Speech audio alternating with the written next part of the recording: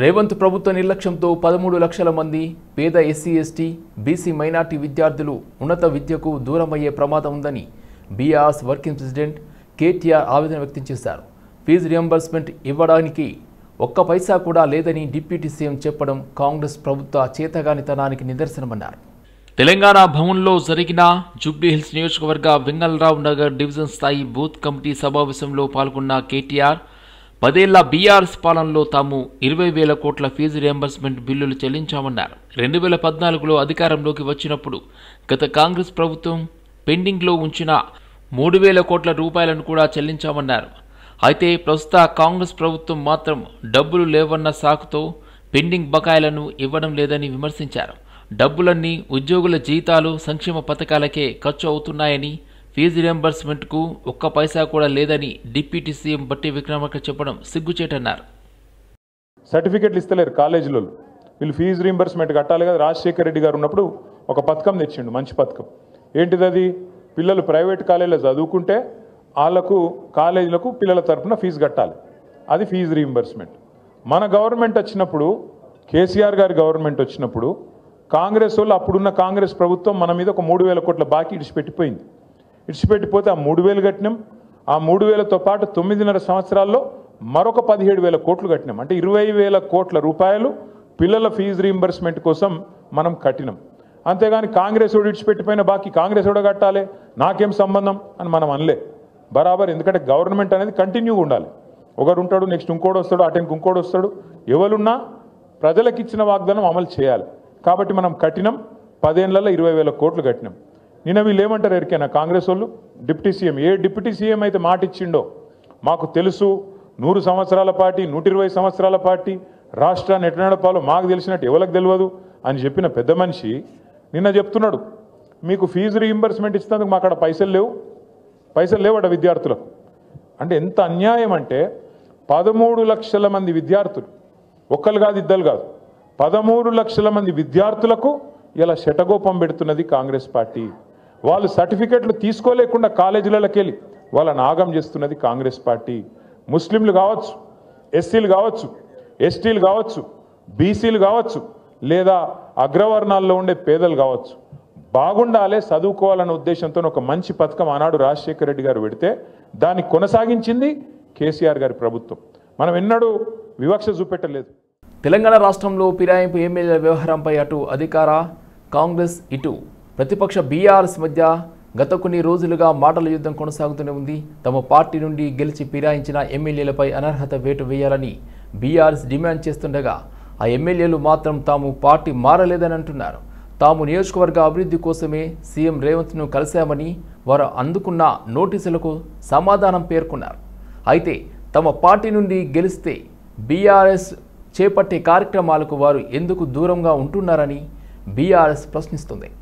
కానీ ఇప్పటికీ కూడా మేము పార్టీ మారలేదు. మేము ముఖ్యమంత్రి గారు నియోజకవర్గ అభివృద్ధి కొరకు పోతే ముఖ్యమంత్రి గారు మేము పోయినందుకు గౌరవించాలి కాబట్టి మా మెడలో 3 రంగుల కండువా కప్పిండు. అది జాతీయ జెండా రంగులున్న కండువా, అది మేము కాంగ్రెస్ కండువా అనుకోలేదు. కాబట్టి మేము ఏ తప్పు చేయలేదు. మాకు ఇప్పటికి బీఆర్ఎస్ పార్టీ పైన విశ్వాసం ఉంది. కాబట్టి మమ్మల్ని సభ్యులుగా కొనసాగించండి అని చెప్పి పాపం 100 తిన్న పిల్లి యాత్ర పోయిందన్న పద్ధతుల్లో వారి అమాయకత్వాన్ని నిరూపించుకునే ప్రయత్నం చేసి అది చూస్తే కనీసం ప్రజలు నవ్వుకుంటారు, ఆ నియోజకవర్గ ప్రజలు నవ్వుకుంటారు. వాళ్ళని చూసి ఎదురుపడితే కూడా ఎవరికైనా ఎట్లా ఉంటది మనం ఈ సమాధానం రాస్తే అన్న ఆలోచన కూడా లేకుండా ఎంతమంది కలుగు చెప్తారు. మీరందరే సాక్షులు. ఆ ఒక్కరోజు కండవగా ఊకోలేదు కదా. ఆ తర్వాత అనేక కాంగ్రెస్ పార్టీ సమావేశాలకు పోయారు. ఓకే, మరి చూద్దాం కొన్ని. ఇది పోచారం శ్రీనివాసరెడ్డి గారు ఈ మధ్యన ఒక వారం 10 రోజుల క్రితం ఒక సమావేశంలో మాట్లాడుతున్న ఎమ్మెల్యే పోచారం శ్రీనివాసరెడ్డి స్థానిక సంస్థల ఎన్నికల్లో కాంగ్రెస్ పార్టీ జెండా ఎగరేద్దాం. ఇది కూడా తప్పేనా? మీడియా తప్ప? మొత్తం ఒక్కరంటే ఎదురు పొరపాట్లు వినొచ్చు. ఎదురున్న మొత్తం మీడియా ప్రతినిధులు తప్పే విన్నారు, ప్రజలు తప్పే విన్నారు. ఆయన మాటలు ఏమైనా AI ద్వారా ఇట్లా మార్చి ఆయన బీఆర్ఎస్ పార్టీని గెలిపిద్దాం అంటే కాంగ్రెస్ పార్టీని గెలిపిద్దాం అన్నట్టు వచ్చేటట్టు చేశారు. ఎవరైనా మాయ చేసి ఓ దిక్కు లోకల్ గా ఉన్న కాంగ్రెస్ అభ్యర్థులు వీళ్ళ మీద ఓడిపోయిన వాళ్ళు దాడి చేస్తూనే ఉన్నారు. మా పార్టీలోకి వచ్చి మమ్మల్ని ఆశయం చేస్తున్నారు అని చెప్పి ఇంత స్పష్టమైన సాక్ష్యాలు ఉన్నాయి ఎదురుగా. అయినా బుకాయిస్తాం. ఓకే, మరి ముఖ్యమంత్రి గారిని వీరింటికి నా నియోజకవర్గంలో సమస్యలు ఉన్నాయని అంటే అయ్యో అట్లనా అన్న నేనే వస్తాను సమస్యలు తీరుస్తానికి అని చెప్పి వాళ్ళ ఇంటికి పోయిందట.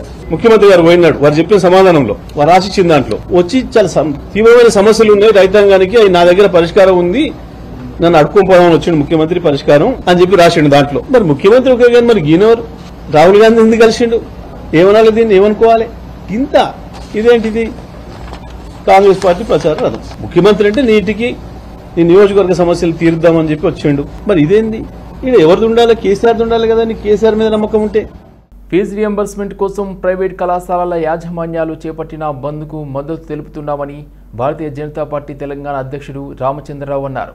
సిబ్బందికి జీతాలు ఇవ్వలేని పరిస్థితి ప్రైవేట్ కళాశాలలకు ఉందని చెప్పారు. విద్యా వ్యవస్థను గత ప్రభుత్వం చెడగొట్టిందని ఆరోపించారు. ఈ ప్రభుత్వమైన యాజమాన్యాలతో చర్చించి వారికి సహకారం అందించాలని కోరారు. ప్రభుత్వ నిర్లక్ష్య వైఖరితో విద్యార్థులు నష్టపోతున్నారన్నారు. తెలంగాణ రాష్ట్ర వ్యాప్తంగా ప్రైవేట్ కాలేజెస్ అందరూ కూడా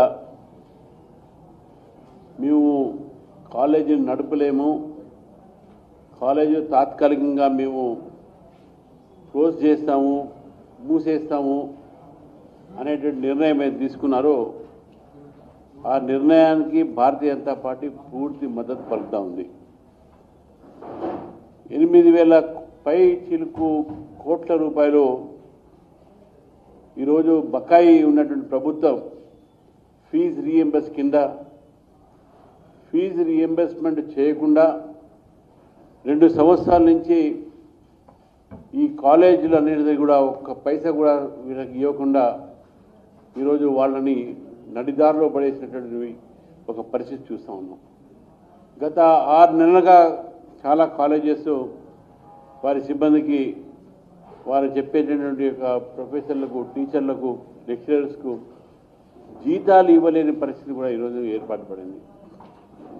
మళ్ళీ నిన్న ప్రభుత్వము వాళ్ళతో మాట్లాడి మేము ఏదో చేస్తాం, మేము తొందరనే పరిష్కారం చేస్తాం అంటున్నారు. కానీ వాళ్లకు ఎప్పుడు రిలీజ్ చేస్తారు ఈ అమౌంట్, ఎంత చేస్తారని చెప్పేసి కూడా ఏది కూడా నిర్ణయం కూడా చేసినట్టు ఏం కనబడలేదు.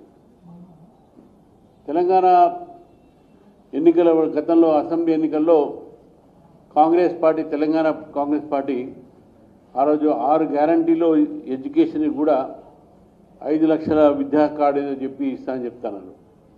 కానీ అది కార్డులు ఎక్కడ మనకు కనబడలేదు, మర్చిపోయినాం మనం. కనీసం విద్యా వ్యవస్థనైనా వారు సరిగ్గా చూసుకోండి, ఉన్న విద్యా వ్యవస్థను కాపాడండి. గత బీఆర్ఎస్ ఎట్నో దాన్ని మొత్తం చెడగొట్టింది.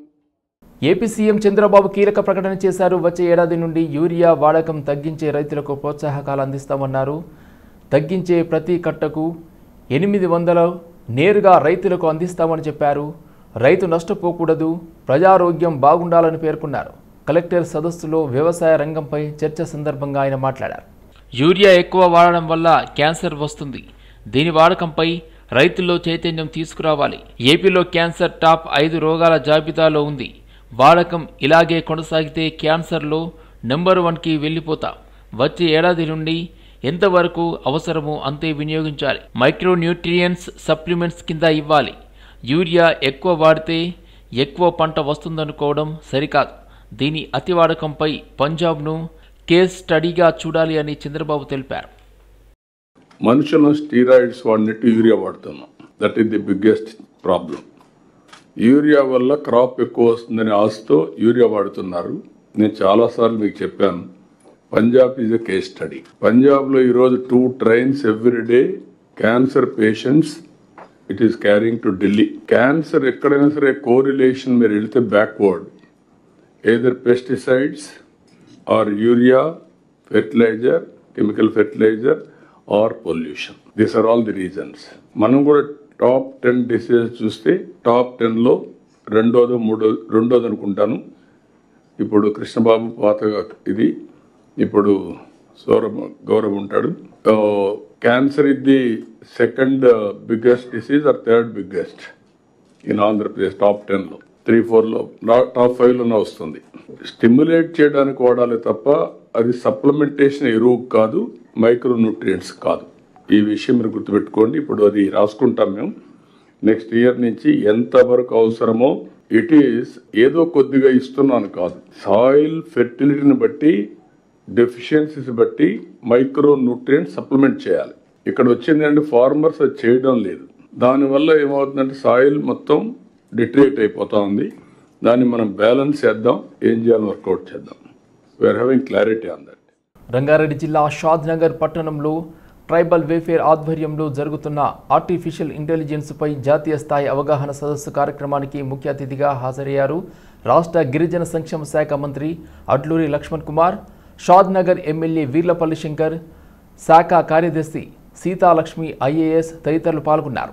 సదస్సుకు హాజరైన మంత్రి లక్ష్మణ్ కుమార్ మాట్లాడుతూ వారి తల్లిదండ్రులకు విలువైన సమాచారాన్ని అందించే ఏఐ చాట్బాట్ను ప్రారంభించారు. అనంతరం మంత్రి మాట్లాడుతూ విద్యా వ్యవస్థలో ఉన్న పోటీకి తగ్గట్టు ఎస్టీ, ఎస్సీ విద్యార్థులను తీర్చిదిద్దే దిశలో విద్యా వ్యవస్థలో ఆర్టిఫిషియల్ ఇంటెలిజెన్స్ను ప్రవేశపెడుతున్నామన్నారు.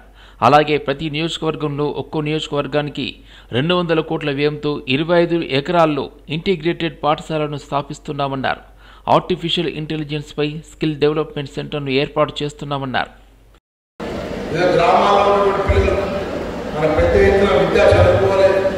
విద్య వల్ల మన జీవితాలు బాగుపడతాయి, విద్య వల్ల గొప్ప స్థాయికి ఎదుగుతారని చెప్పేసి గొప్ప ఆలోచనతో యంగ్ ఇండియా ఇంటిగ్రేటెడ్ సంబంధించి సుమారు ఒక్కొక్క నియోజకవర్గంలో కూడా 200 కోట్ల రూపాయలతో ఎస్సీ, ఎస్టీ, బీసీ, మైనార్టీకి సంబంధించిన మన విద్యార్థులు సుమారు 25 ఎకరాల యొక్క విస్తృతితో గొప్ప ఆలోచనలతో యంగ్ ఇండియా ఇంటిగ్రేటెడ్ స్కూల్ స్థాపించినటువంటి ముఖ్యమంత్రి మన ముఖ్యమంత్రి.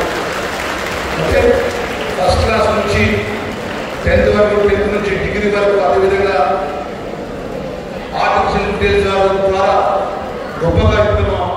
సెకండ్గా చెప్తున్నాం, ఇంతకు ఆర్టిఫిషియల్ ఇంటెలిజెన్స్ అంటే ఏదో ఆర్టిఫిషియల్ పరంగా మనం చేయాల్సిన పాత్ర ఆర్టిఫిషియల్ ద్వారా చేయడం మనకేదో ఇబ్బంది అనే విషయం కాకుండా గొప్పగా స్కిల్ మరొక ఇంటర్వ్యూకి వెళ్ళాలనుకున్నా, ఒక ఎగ్జామ్ పరంగా, ఒక కాంపిటీషన్ పరంగా పెద్ద ఎత్తున కంప్యూటర్ కార్పొరేట్ లెవెల్ సంస్థల్లో మనం ముందుకెళ్లే విధంగా, ఇంగ్లీష్ ఫ్లూయెంట్గా గొప్పగా ఇంగ్లీష్ నేర్చుకునే విధంగా, అటు అన్ని ఫ్యాకల్టీస్లో గొప్పగా ముందుకెళ్లే విధంగా మరి ఉండే ఆర్టిఫిషియల్ ఇంటెలిజెన్స్ ద్వారా స్కిల్ యూనివర్సిటీ ఏర్పాటు చేసి గౌరవ ముఖ్యమంత్రి గారు ఈరోజు సుమారు 100 ఎకరాలు కూడా స్కిల్ యూనివర్సిటీ ఏర్పాటు చేసి గొప్ప చదువుని ఆలోచన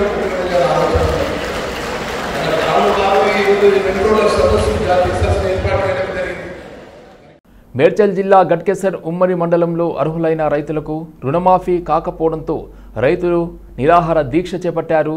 రైతు రుణమాఫీ సాధన సమితి ఆధ్వర్యంలో కొనసాగుతున్న రిలే నిరాహార దీక్షకు సంఘీభావం తెలిపిన మాజీ మంత్రి, మేడ్చల్ నియోజకవర్గ శాసనసభ్యుడు సామకూర మల్లారెడ్డి. కాంగ్రెస్ పార్టీ వచ్చి 22 నెలలు గడుస్తున్న గట్కేసర్ ఉమ్మడి మండల రైతులకు ఇప్పటి వరకు రైతు రుణమాఫీ చేయడంలో కాంగ్రెస్ పార్టీ విఫలమైందని మాజీ మంత్రి మల్లారెడ్డి మండిపడ్డారు. కాంగ్రెస్ ప్రభుత్వం వచ్చి రాష్ట్రం మొత్తం ఆగమైపోయిందని, గత బీఆర్ఎస్ ప్రభుత్వం 10 ఏళ్లు పాలించి కేసీఆర్ తెలంగాణ రాష్ట్రాన్ని అన్నపూర్ణ రాష్ట్రంగా తీర్చిదిద్దారని ఆయన అన్నారు. 22 నెలల నుండి గట్కేసర్ ఉమ్మడి మండలంలో 1189 మంది రైతులు అధికారుల చుట్టూ, మంత్రుల చుట్టూ తిరిగినా పట్టించుకోవడం లేదని ఆయన అన్నారు. అదే కాకుండా చదువుకున్న విద్యార్థుల ఫీజు రియంబర్స్మెంట్ ఇవ్వడంలో కూడా కాంగ్రెస్ ప్రభుత్వం విఫలమైందన్నారు. రైతులు మన గట్కేసర్లనే ధర్నా చేయడం, రుణమాఫీ కాకపోవడం, వాళ్ళు ఎలక్షన్ల ముందు హామీ ఇచ్చి అది చెయ్యకపోవడం చాలా బాధకరం. అది ఎంతో కాదు, 8 కోట్ల రూపాయలు మన రైతులు కూడా అడగలేదన్నట్టు కాదు. గత 20 నెలల సంధి మన ఇన్ఛార్జ్ మంత్రి శ్రీధర్ బాబు వచ్చినా, ఏ ప్రోగ్రామ్ వచ్చినా, ఏ మంత్రి వచ్చినా ప్రతి ఒక్కసారి రైతులు అడుగుతూనే ఉన్నారు, సార్ అంతటా మాఫీ చేసిండ్రు, మా దగ్గర కూడా మాఫీ చేయాలని రైతులందరూ కూడా విన్నపం ఇచ్చుకున్నారు. అయినా వాళ్ళకు దయ వస్తలేదు. ఎందుకు? గట్కేసర్ రైతులు ఏమైనా శాపమా? వాళ్ళు ఏమైనా మోసం చేసిండ్రా? రైతులకు ఎందుకు రుణమాఫీ చేయవద్దు? ఇలా తెలంగాణ రాష్ట్రాల్లో చూస్తున్నాం, ఎక్కడ చూడు యూరియా కోసం రోడ్ల మీద పట్టు, రైతులంతా రోడ్ల మీదకే వస్తున్నారు. యూరియా దొరకలేదు, పంటలు పండుతున్నాయి, యూరియా వేద్దామంటే బంద్ అయినాయి. కాలేజీలంతా కూడా ఈ కాంగ్రెస్ గవర్నమెంట్ వచ్చిన సంధి 1 రూపాయి ఫీజు రియంబర్స్మెంట్ ఇవ్వలేదు. అందరు కాలేజీలో రాత్రి 12:30 దాకా కూడా చర్చలు జరిపితే యూసఫ్గూడ డివిజన్లో బీఆర్ఎస్ సీనియర్ నాయకులను దూరం పెడుతున్నారని మాగంటి వజ్రనాథ్ వాపోయారు.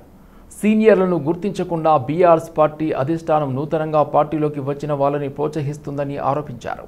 దివంగత జూబ్లీహిల్స్ ఎమ్మెల్యే మాగంటితో కలిసి పార్టీ కోసం అహర్నిశలు తాము కృషి చేశామని, కానీ తమకు గుర్తింపు లేదు అని, ఇప్పటికైనా అధిష్టానం తమను గుర్తించే అవకాశం ఇవ్వవలసిందిగా విజ్ఞప్తి చేశారు.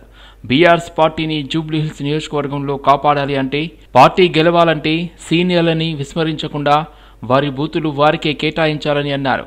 అనేక రాజకీయ పార్టీల నుండి తమకు అవకాశాలు వచ్చినా బీఆర్ఎస్ పార్టీని వీడకుండా నిబద్ధతతో పనిచేస్తున్నామని, అలాంటి తమను విస్మరిస్తే పార్టీకే నష్టమని అన్నారు.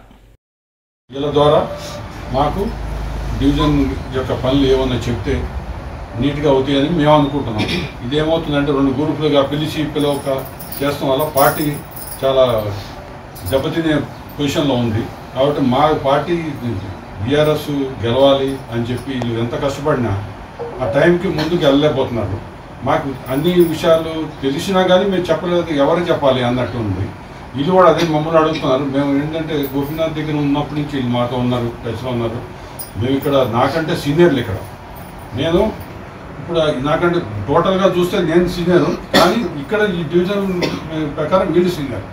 కాబట్టి ఈ లేడీ సీనియర్ ఏం చెప్పినా మేము చేసేట్టున్నాం. కొంచెం మీరందరూ కలిసి ఏమున్నా ప్రోగ్రామ్స్ అందరికీ చెప్పుకుంటా ముందుకెళ్తే బెటర్, లేకపోతే మీ పార్టీ డ్యామేజ్ అయ్యే పొజిషన్లో ఉన్నారు. ముందుకు తీసుకెళ్ళి చెప్పాలని మేము చూస్తున్నాం. అధిష్టానం ముందు రావాలి కదా, అది ఎందుకంటే వేరే అధిష్టాన్ని కంప్లైంట్ చేయటం వేరే విధంగా అందరికీ మొత్తం అందరు గ్రూప్గా వెళ్తేనే. ఆర్థిక ఇబ్బందుల కారణంగా ప్రతిభావంతులైన విద్యార్థుల చదువు మధ్యలో నిలిచిపోవద్దని మాజీ మంత్రి సనత్ నగర్ ఎమ్మెల్యే తలసాని శ్రీనివాస్ యాదవ్ అన్నారు.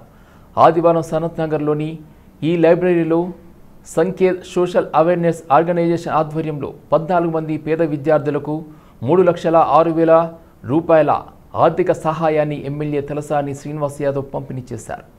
ఈ సందర్భంగా ఆయన మాట్లాడుతూ అనేక మంది తల్లిదండ్రులు తమ పిల్లలను ప్రయోజకులను చేయాలనే సంకల్పంతో విద్యాబుద్ధులు చెప్పిస్తున్నారని, ఏ కారణం చేత కూడా వారి చదువు నిలిచిపోకుండా ప్రోత్సహించేందుకు దాతల సహకారంతో ఆర్థిక సహాయం అందిస్తున్న సంకేత్ ఆర్గనైజేషన్ నిర్వాహకులను అభినందించారు.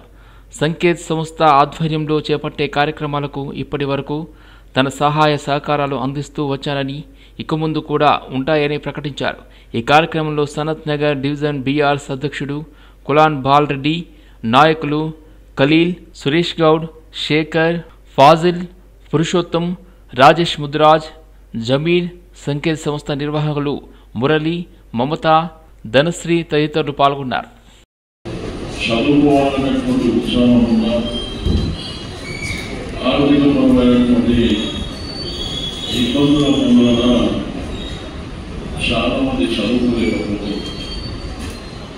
స్కూల్ ఎడ్యుకేషన్ నుంచి మీకు హైయర్ ఎడ్యుకేషన్ వరకు చాలా మంది చదువుకోవాలనేటువంటి సంకల్పం ఉన్నప్పటికీ ఆర్థిక పరిస్థితులు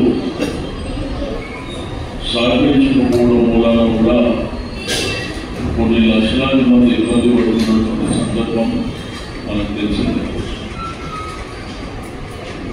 అయితే ఈరోజు ఒక గొప్ప కార్యక్రమం మరి భూమి గారు వారి బృందం ఏదైతే సంకేత్ మరి సోషల్ అవేర్నెస్ ఆర్గనైజేషన్ కింద గడిచిన 9 సంవత్సరాలుగా కొంతమంది దాతలు సహకారం తీసుకొని వారికి చూసిన విధంగా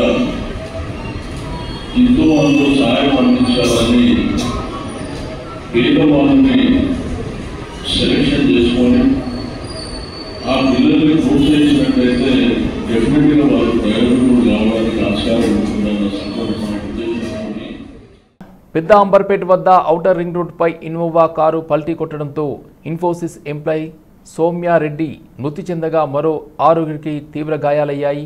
వారిని హాస్పిటల్కు తరలించి చికిత్స అందిస్తున్నారు. ఇన్ఫోసిస్ ఉద్యోగం చేస్తున్న అందరూ సరళ మైసమ్మ టెంపుల్ వెళ్లి వస్తుండగా ప్రమాదం చోటు చేసుకుంది. బొంగుళూరు గేట్ నుండి పోచారం వైపు వెళ్తుండగా ఇన్నోవా పల్టీ కొట్టడంతో ఈ ప్రమాదం జరిగింది. మార్నింగ్ ఫ్రెండ్ యూకి వెళ్తుంటే చంద్రపూర్కి శంషాబాద్ ఎయిర్పోర్ట్ వెళ్ళా ఉన్నా. అక్కడి నుంచి రాచకొండ ఫోర్ట్ అనుకుంటే అక్కడికి వెళ్దాం కదా అనుకున్నాం, కానీ దారిలో ఒక ఫ్రెండ్ ఇల్లు ఉంటే అక్కడికి వెళ్ళి అక్కడి నుంచి సరళమేశ్వరం టెంపుల్కి వెళ్ళాం. వెళ్ళి అక్కడి నుంచి వచ్చేసరికి మనకి లేట్ అయిపోతుంది అని చెప్పి ఇంకా ఇంటికి బయలుదేరిపోయాం రాచకొండ ఫోర్ట్కి వెళ్ళకుండా. వచ్చే దారిలో అది ఇంకా ఎలా చెప్పాలంటే అది తెలియకుండానే జరిగిందన్న. టైరే ఊడిందో ముందు లేకపోతే ఏం జరిగిందో తెలియదు, కానీ ఏదో ఎక్కినట్టు అనిపించింది. ఇంకా నా చేతుల్లోంచి కంట్రోల్ లేదు. మీరే డ్రైవ్ చేశారా? నేనే డ్రైవ్ చేశాను. కాకపోతే అది నేను ఏ సైడ్ గుర్తులేదు, నేను అలా రాసిపోయాను కాదు. అక్కడికక్కడే బండి రొటేట్ అయిపోయింది. రోడ్డు మీద వెళ్తుండగానే బండి రొటేట్ అయిపోయింది.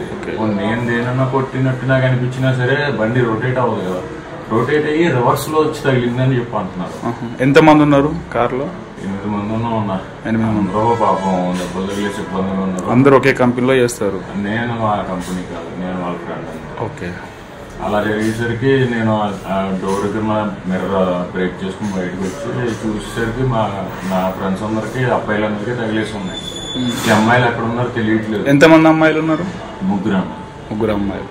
ఇంక మరి వాళ్ళందరినీ ఆ పక్కన ఉన్న వాళ్ళతో తీసుకుని వచ్చి ఒక చోట కూర్చోబెట్టి సౌమ్య అమ్మాయిని కూకట్పల్లి ప్రగతి నగర్లో నూతనంగా ఏర్పాటు చేసిన అమ్జద్ హబీబ్ ప్రీమియం సెలూన్ను cine actor Bigg Boss Prem Divi Vadthya ముఖ్య అతిథిగా హాజరై ప్రారంభించారు. ఈ సందర్భంగా ఆమె మాట్లాడుతూ అమ్జద్ హబీబ్ ప్రీమియం సెలూన్ అంటే ప్రతి ఒక్కరికి సరసమైన ధరల్లో అందుబాటులో ఉంటుందని ఈ సందర్భంగా తెలిపారు. అమ్మాయిలకు స్టైలిష్ లుక్ ఇవ్వడంలో వీళ్లకు 100 సంవత్సరాల చరిత్ర ఉందని, ఇప్పుడు కూకట్పల్లిలోని ప్రగతి నగర్ వాసుల కోసం వారు 9వ బ్రాంచ్ నూతన సెలూన్ను ఇక్కడ ప్రారంభించడం అభినందించదగ్గ విషయమని కొనియాడారు.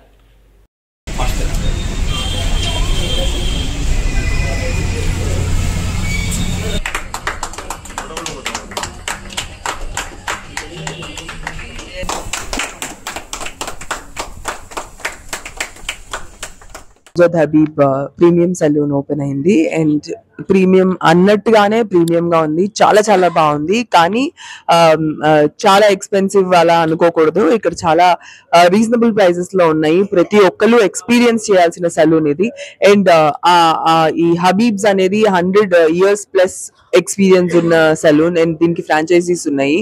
ఇది వన్ ఆఫ్ ఇట్స్ కైండ్. ఇది 9th బ్రాంచ్ ఓపెన్ చేశారు ఇవాళ ప్రగతి నగర్ లో. ప్రస్తుతానికి 40% ఆఫర్ కూడా వీళ్ళు అవైల్ చేశారు. ఖచ్చితంగా రండి, be a part of Amjad Habib premium salon. సుస్వాగతం. అండ్ అలాగే మా కంగ్రాచులేషన్స్ టు మా ఫ్రాంచైజీ పార్ట్నర్ ప్రదీప్ గారు అండ్ శ్యామ్లి గారు.